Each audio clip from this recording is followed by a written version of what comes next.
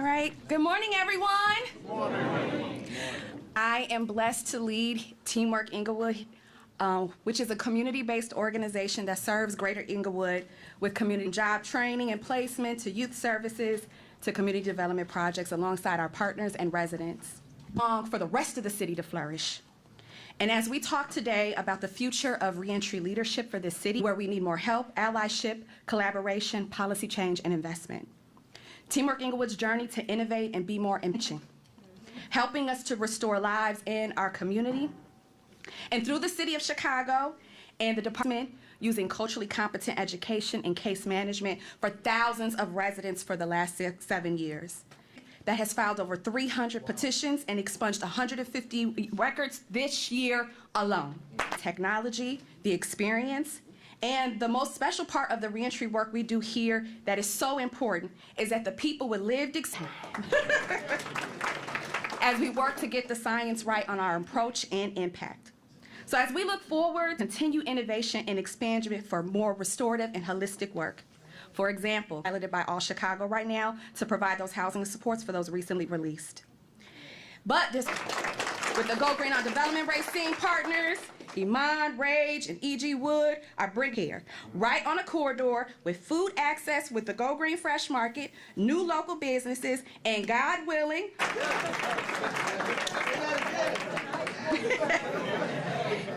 it's happening in one of the 6 closed schools here in Greater Inglewood. A sign of Inglewood is a community co-creating restorative work, innovative work, and we look forward to the leadership that will be the approach to making the negative impact of the criminal justice system to actually restore it here in communities. To work together, hold each other accountable in the work of restoring our communities. And now I'll be quiet and yield my time.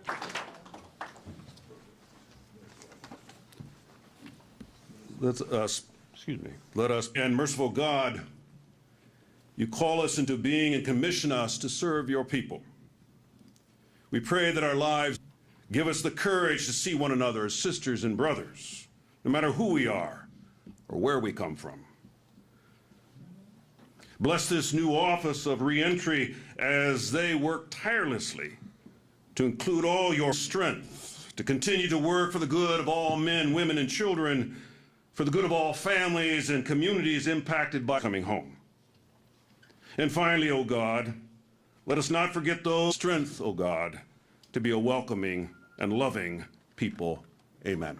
Amen. Alderwoman Stephanie Coleman. Thank you, Flager. I will say praise the Lord, everybody. I am the very proud alderman of the greatest bed.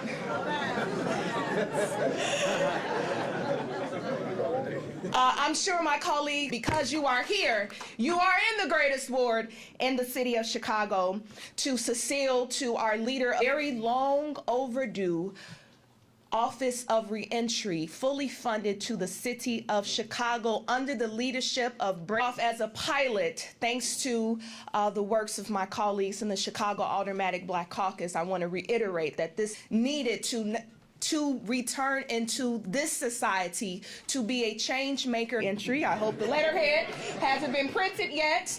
But certainly we are thankful that because of the cannabis dollars that we were able to like holistic approach like others in this room to fully fund policy and legislation to change what 63rd in Peoria. Then right next to that, there's been a vacant fire station called the Inglewood Supportive Housing, 52 units on 63rd and Racine. And then we'll get to reopening the Green Line Station, 59th Street, which costs about $3.5 million.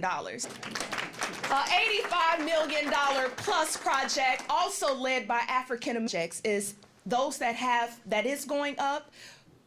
Brothers and sisters of reentry here in Inglewood, we are very intentional about our community. I can't reiterate, but because an opportunity was not given, that young man is back in prison. Why? Because of legislation in the wayside. And we know too many stories of that, Dr. Bradley, of how brothers and sisters just need, and that is Mayor Brandon Johnson. Alderwoman Coleman, for your leadership, and to all of our alders that are here, the Vice Mayor, Alderman Walter Burnett, all with you all. on this morning. I will say this, I've been organizing with Cecile. I got a name for the Green Line stop since I'm naming the reentry office. They go, right. You've just been incredible example of leadership. Your steadfastness now through serving alongside of you as organizers, watching our kids grow up together. It's just been an incredible journey. That are here today. It was a little bit over a year ago, just a little bit over a year ago, when I made the commitment to create a fully staffed office of reentry in all of our respective communities. Chicago is a city with a high percentage of returning residents, as many of you all know, so that they don't repeat the sins of the past. And even though they are working to make change, too often, though, the high recidivism. And so these returning residents are often coming back to communities that are very different than when they left. And so that is why it's vital to integrate and most importantly, to thrive. By providing access to job opportunities and strong, resilient residents in our society. That is why I'm very in the office of the mayor. There's so much to be said about Joseph, and he'll get a chance to tell his story, but as an initiatives to really support our returning residents. Joseph has dedicated his life to working as a restorative justice practitioner to heal, to just the ongoing battle and struggle for complete healing. And he's been on that journey, and he's going to take the city of Chicago along with him, residents. And as a returning resident himself, Joseph knows firsthand the challenges and barriers that returning residents face, and will be a part of a bigger picture to build a better, stronger, safer, more inclusive society here in our wonderful city. His work will directly go for the transformation of these women and men who deserve every bit of our love and the new director of reentry. Y'all help me welcome Joseph Mapp.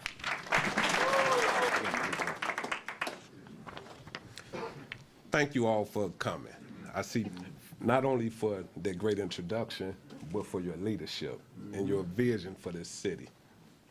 I am humbled and honored to let y'all know this is a great feeling to work for an administration whose vision so seamlessly aligns with my very own. This is the People's Plan is a plan to invest in people to build a better, safer, stronger city. This investment in working group, of which I was a member, and also with the city's first director of reentry, Willette Benford, he kept his promise to ensure that this office is fully funded. And he keeping his promise to make sure he's an invaluable contributor to building out this office. So it goes a little bit. But because the mayor not only kept his promise about and reentry. This is an essential first step because the way we think about and label old or new, we deal with it differently. Think about a pair of shoes. When they're old, we just shoe boxes. So similarly, when we view reentry through a restorative lens, we will more harm. That is my vision for this office, to coordinate the efforts of city departments and agencies. I've heard it said, unity is strength. Yes, sir. But collaboration is power. Programs that create pathways for successful reentry. This initiative requires more than just a bold. Providers must remember to evaluate the delivery of their services to ensure that it's not just move in a way that get us away from transactional work to transformative support. Individuals. So this office has begun to work with Chicago's Department of Human Resources, and with that, and communicating to those with backgrounds that you should apply for these openings. Challenges my brothers and sisters have faced. So I will carry those experiences with me as I work to remove barriers that hinder successful reintegration, to be opportunities for system-impacted individuals. But there's still a lot more to be done to repair This office has reconvened the Interagency Reentry Council. We have also formed a reentry steering committee with various subject matter experts to inform in communities, jails, prisons, and those who are system impacted who are continually that make up that steering committee, so we can continue to inform this work every step of the process. We plan to even develop programs to how we can move forward. This is a collective effort. Yes, it will be living. Keep in mind that reentry is not only for those leaving prisons, jails, and detention centers, or who have been directly in communities tend to suffer. The path to build a better Chicago must be, and will require collective work of our entire city to heal from it. I want to leave you to build a type of city that works for all of us. And the person I'm bringing up to now, this is not just for this day. I've met this man while I was in Hope, so it brings me great pride to bring to the podium Alderman Walter Burns. Thank you, JoJo, or Joe. I don't know which you want us to call. I thank God for the opportunity to be here. You know, just sitting there listening to JoJo. You know, him and I actually in 1998, both of us got a pardon from the governor at the same time to be able to help. Right, I'm thankful and grateful for the mayor. I'm grateful for residents. You know, the funny thing is, last budget ago, money over here, and they're not putting no money over for returning residents, and we only have temporary. Not a list.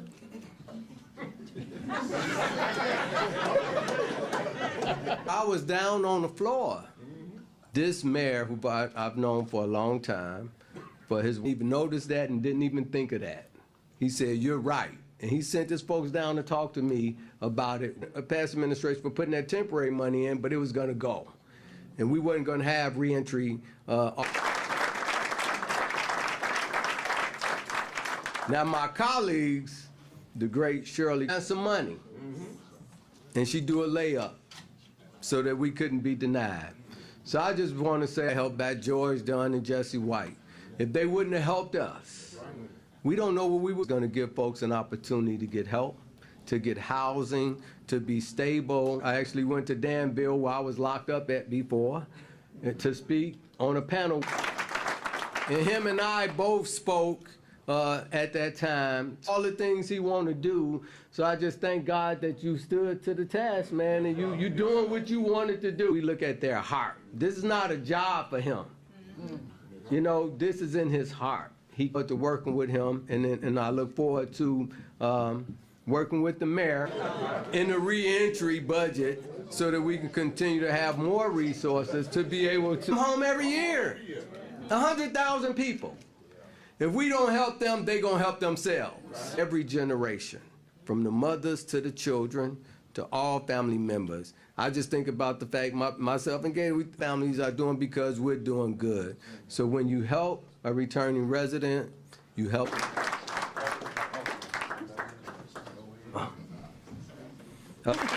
Hey, Janelle. Congratulations, JoJo. Yeah. Thank you, for this significant moment. For those of you who don't know me, I am Colette Payne, the Director of the Reclamation of the Women We Serve. As the first arts advocacy, mutual aid, and national claim the false narratives that fuel mass incarceration and our lives. Every year, empowerment of the agents of change. Together, we work to that have uniquely impacted women. This is why today, this event is so meaningful back into society. The launch of this office, of the reentry office, is a powerful step forward to thrive as they reenter their communities. But this work is not just about reentry services. I stand here today excited about the future and confident that with all of us working together, we can lift one another as partners in this important journey. Thank you all for being here. Together, we are making a difference. Thank you.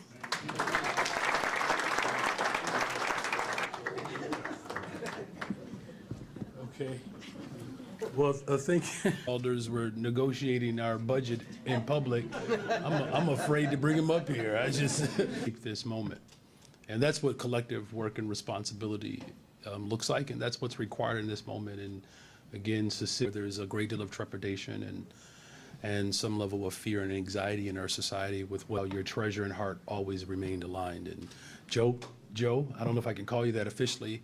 I do appreciate just your vulnerability, and to Alderman Burnett too, especially, who is really the convener Had the chance to, because he could have real problems right now if he wasn't. So be careful how you treat people. An organizer just might end up mayor, and someone who had a talk. So with that, we'll take a couple questions. Is that right? Hi, everyone. We're going to accept one question from the only, press. and then we'll have a pull aside after. And How many employees besides Director JoJo, and what's the budget for this office? Yeah, so we have The office is $5 million. right now Okay, right now. And I don't know. that we're in the midst of is a disinvestment crisis. That's really what we are addressing, right? And so the crisis of disinvestment, that crisis has led to the type of negligence and public that there's never an economic crisis when it comes to investing in the incarceration of poor people. Incarceration, then all of a sudden people become actuarials or budget experts. That has promulgated throughout communities like Inglewood.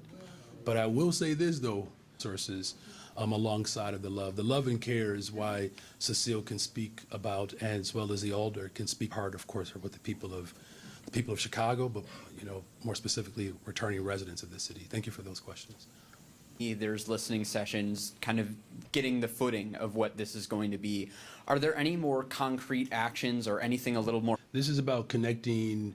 This office now is in charge of policy, right? So people who are returning from jail and incarceration to homes, behavior and mental health. It's good to see it's really one of the awkward moments. Submit your resume to JoJo. No. It kept returning residents from receiving homes, right? And so that was a policy shift.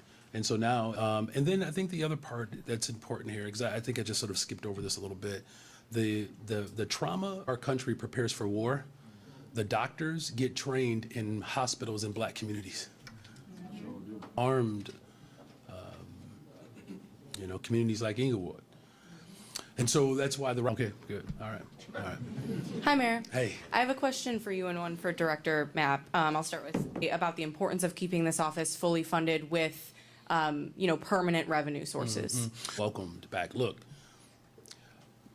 the folks who've experienced trauma in this city that caused them to be locked away,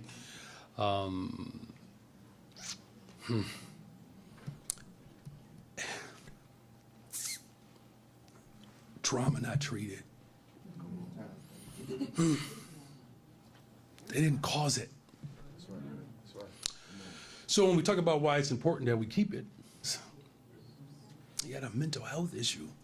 Every single brother and sister that's locked away is not just violent criminal. Look, I'm a middle child of 10. I don't go into any fight alone. Alderman Burnett is a boxer.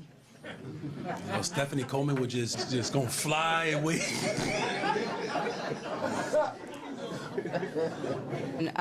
You talked about, how Alderman Burnett would bring hope into the prison when you were incarcerated. What message do you have what message would you send to people currently incarcerated today or people struggling to return to their... See people like myself. When you see people like Yaakov Delaney, Willette Benford, traumatic experience in themselves, they're just focused on rebuilding their lives, and there's nothing wrong with that. But you have dedicated people who will return back to the prison, attached to it. So the message I would like to send is, if it wasn't something I believed in, I wouldn't stand behind it. My name is attached to something.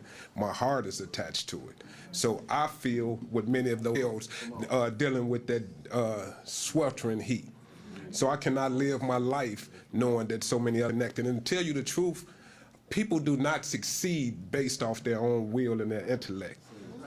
We have keys to every door in that facility that made me feel I had to work every day to earn their trust and be a great way, but also those that I left behind who are coming behind me. Thank you, Mr. Mayor. Yeah. With the changeover in the state's attorney's office and new rules being applied to things like retail theft, like this one under the new state's attorney. Well, look, here's what's necessary in this moment. All of us have to work together. Residents, I can say this. There have been policies in the past, because this office gets to weigh in on these dynamics. The good news, the part that's encouraging, there is a collective tape that we are experiencing right now. As you know, homicides are down, shootings are down, vehicular hijackings are down, robberies are more opportunities for people. Let me give you a good example. And so this is about policy in Austin instances. It's not a coincidence, though, that Austin had the highest number of young people who receive loan. It's not, sometimes the rote dogmatic sentencing elements that have proven not. I see Benny Lee from the West Side, I think was here earlier. Let's give it up for Benny Lee, West Side.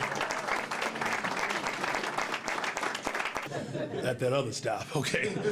So I hope that answers your question. Look, we're going to continue to work with all of our partners in this, but let me just, the entry point, no pun intended, of how we actually grow out opportunities for returning, that your elected leadership is working together to solve the critical issues that have gone unaddressed, right? Where places where I took arrest and places where we brought our communities collectively together to respond to school closings, the shutting down of mental health clinics, the people of Chicago have desperately pleaded for. We are moving in a great direction. Jeanette Taylor, Will Hall and I organizing together with Rainbow Push. Stephanie Coleman, who is part of generational leadership in this city.